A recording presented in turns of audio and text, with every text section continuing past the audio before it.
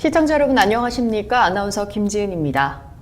오늘 4월 15일 치러지는 제21대 국회의원 선거가 얼마 남지 않았습니다. 저희 채널 경북에서는 후보자들을 모시고 직접 공약을 들어보는 4.15 총선 특별 달담을 기획했습니다. 오늘은 무소속 김장주 후보 모셨습니다. 후보님 안녕하십니까? 안녕하세요. 안녕하십니까? 네, 후보님 먼저 국회의원 출마를 결심하게 된 동기가 궁금합니다. 동기가 많죠. 근데 그 중에 제가 말씀을 드리자면 영천청도 꼭 제가 한번 발전시켜 보겠다. 이것이 제 출마 동기입니다. 어떻게 들리실지 몰라도 제가 27년간 영천청도를 바라보면서 경상북도에서 근무를 했잖아요. 경상북도의 발전 축을 보면 경부축으로, 경부고속도로 축으로 쭉 발전이 잘 됐어요. 김천 혁신도시가 갔잖아요. 구미 공단, 그 다음에 대구, 영천, 경산, 경주, 포항 이렇게 연결되는데 그 중에 유독 우리 영천만 계속 빠졌어요. 혁신도시도 그랬고 도청 이전, 또 공항, 최근에 공항 이전, 이번에 코로나 사태에서도 국가재난지역으로 또 빠졌어요. 저는 이런 것이 지역 지도자, 특히 국회의원의 역할이 없었다는 겁니다. 제가 현직에 있을 때도 그런 느낌을 받았어요. 제가 내려가면 정말 영천청도 이렇게 오라든가 한번 필 자신 있다. 발전시켜 보겠다. 이런 게 가장 큰 목적, 출마 동기고, 대구, 경북의 보수의 자존심을 살려야 되겠다. 이 두 가지가 제가 크게 보면 동기라고 말씀드리고 싶어요. 네, 후보님 그렇다면 후보님의 공약이 궁금해지는데요. 공약 어떻게 되는지 설명 좀 부탁드립니다. 그래서 큰 공약은 저는 두 쪽으로 나눴어요. 하나는 농촌을 살려야 되겠다. 농촌 재생 프로젝트. 그 다음에 도시는 도시 재생 프로젝트를 가야 되고, 여기에 우리가 과거에 재생하면은 늘 도로, 뭐 이렇게 건물, 이런 걸 지금 생각하잖아요. 최근에 도시 재생 사업들이 여러 군데 있어요. 영천도 있고, 영천에 몇 군데 있죠. 완산동, 서부동 이렇게 진행이 되는데, 여기 얼마 전에 금호도 이렇게 한번 했어요. 재생을 했는데 제가 봤을 때는 이 방향이 좀 아쉬웠어요. 왜냐하면 아직도 도로를 넓히거나 뭐 이렇게 그 보도블록을 교체하거나 또 이렇게 조금 따듬는 이런 형태의 재생이 이루어지는 거예요. 그게 아니고 정말 제대로 된 콘텐츠를 만들어줘야 되는 거지. 미래 사회에 맞게, 또 고령 사회에 맞게 대형 저장, 물류, 유통 시스템이 갖춰져야 되는데 청도든 영천도든 공이 마찬가지입니다. 그런 기본적인 공공시설, 농촌 지원할 수 있는 공공시설이 없다는 겁니다. 거의 사적인 부분에 다 맡겨놓고 있기 때문에 이런 부분이 잘 진행이 안 되는 거죠. 도시도 재생 프로젝트를 우리가 가동을 해야 되는데 아까처럼 도로 위주가 아니라 정말 여기에 청소년 프로젝트, 문화공간, 어린이를 위한 놀이터, 쉼터, 어린 청소년 거리, 또 그럼 극장, 최근에 이제 극장 이야기가 좀 진행이 되고 있던데 이런 것들을 집어넣어 줘야 됩니다. 제가 얼마 전에 두 가지 공약을 발표했는데 중앙부처의 우수 공약으로 포함이 됐어요. 하나는 농촌 빈집 천원 분양.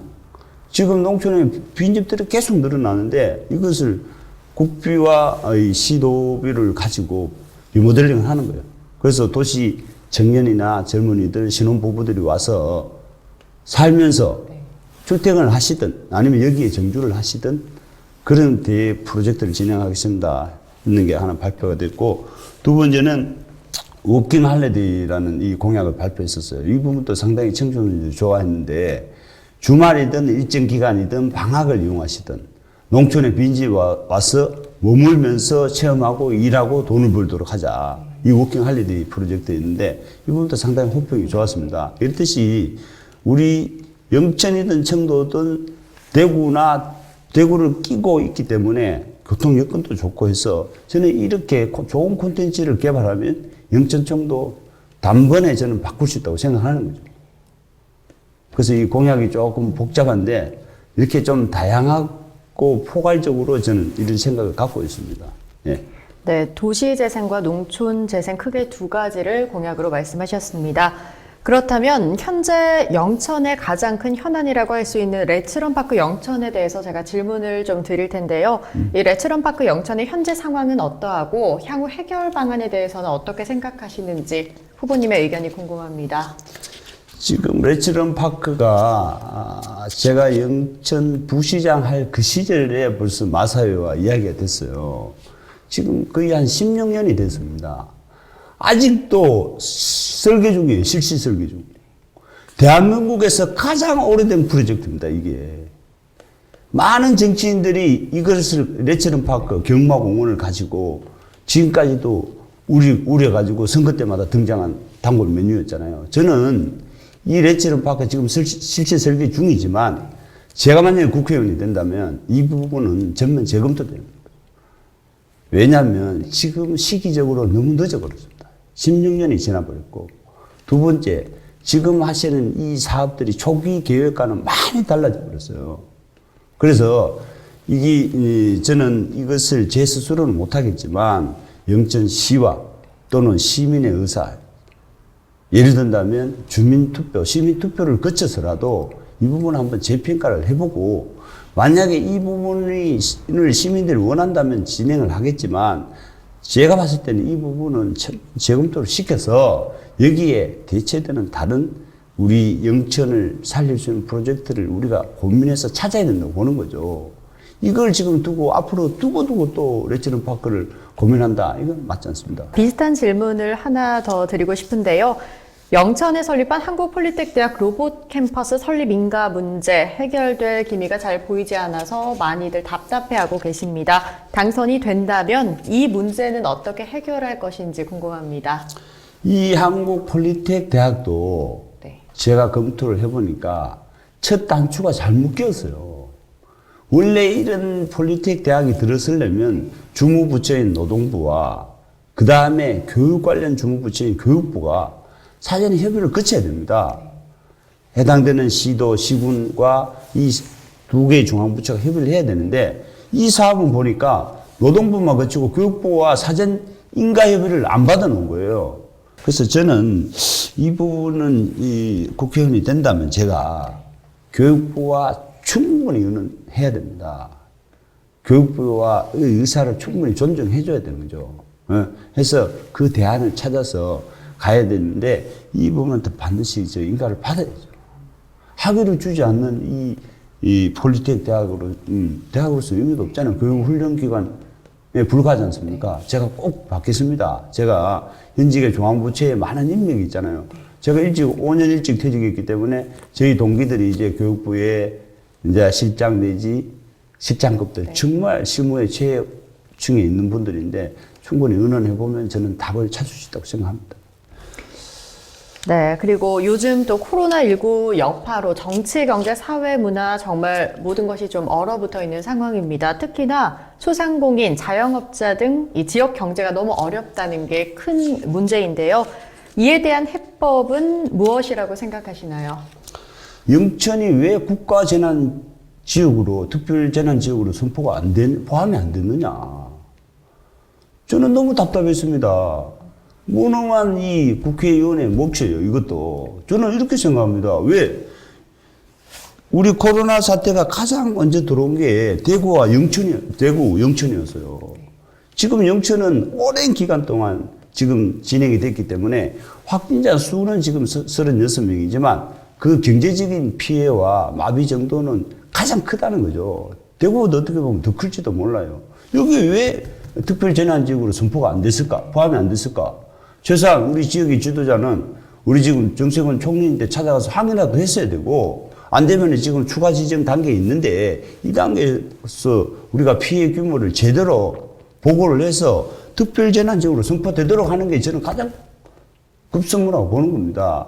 오늘 오전에도 어떤 기업에 가보니 기업에서 이 말이지 어마어마한 법인세나 이런 세제 혜택을 우리가 왜 못 받느냐, 이렇게 코로나로 인해서 지금 공장이 이렇게 수습되어 있는 상태에서 세금은 세금대로 다 내야 된다는 거죠. 물론 지금 우리 시에서 보니까 지방세 지원이나 다른 보조 뭐 100여 원 규모로 지원을 한다고 합니다만은 그렇게 중요한 것이 아니고, 그것도 물론 중요하지만 기본적으로 기업에 대한 좀 대규모로 기업 경영 안정 작업이라든지 농촌도 역시 마찬가지입니다. 소비가 안 되니 농촌은 어제 그제 시장에 나가보니 채소 더미를 이렇게 사놓고 그걸 그냥 기다리고 있는 겁니다. 손님이 없잖아요. 여기 농촌에도 역시 이 지원 자금들이 충분히 풀릴 수 있도록 도나 국가에다가 우리가 요청을 해야 되고, 안 되면 우리는 영천시 같은 나는 군도 마찬가지인데 우리 예비비를 그냥 풀어야 된다고 저는 생각합니다. 도에서도 예비비를 받아가지고 풀어서 지금 이 마비된 경제에 어떤 씨앗 자금을 줘야지 경제가 살아나죠. 자체적으로 지금 제가 봤을 때는 자금이 말라버렸다는 이런 말씀을 드리고 싶고, 제가 된다면은 저는 이 국가 특별 재난 지역에 영천이 포함되도록 제가 할 계획입니다. 예. 네, 그리고 또 이 코로나19로 인해서 후보님께서 거리에서 시민들을 만날 수 있는 기회 자체도 많지 않기 때문에 후보님을 알릴 수 있는 상황이 많이 만들어지지 않아서 좀 아쉬운데요. 우리 시민들이 후보님의 개인적인 성격이나 상품에 대해서도 궁금해하는 분들이 참 많을 것 같아요. 후보님 본인만의 장점 그리고 약점이 있다면 무엇이라고 생각하시나요? 이렇게 주변에서 들어봤을 때 참 일을 열심히 하는 사람이다. 현직에 있을 때도 그랬고 지금도 역시 그렇습니다. 아직 정치는 신인이기 때문에 제가 정치력은 어떤지 모르겠습니다만 기본적으로 일을 열심히 하고 또 목표에 대한 지향성이 강합니다. 제가 이렇게 얼굴이 이렇게 해도 해병대를 또 나왔잖아요. 잘 물러서지를 않습니다. 돌파력이 있는 거고.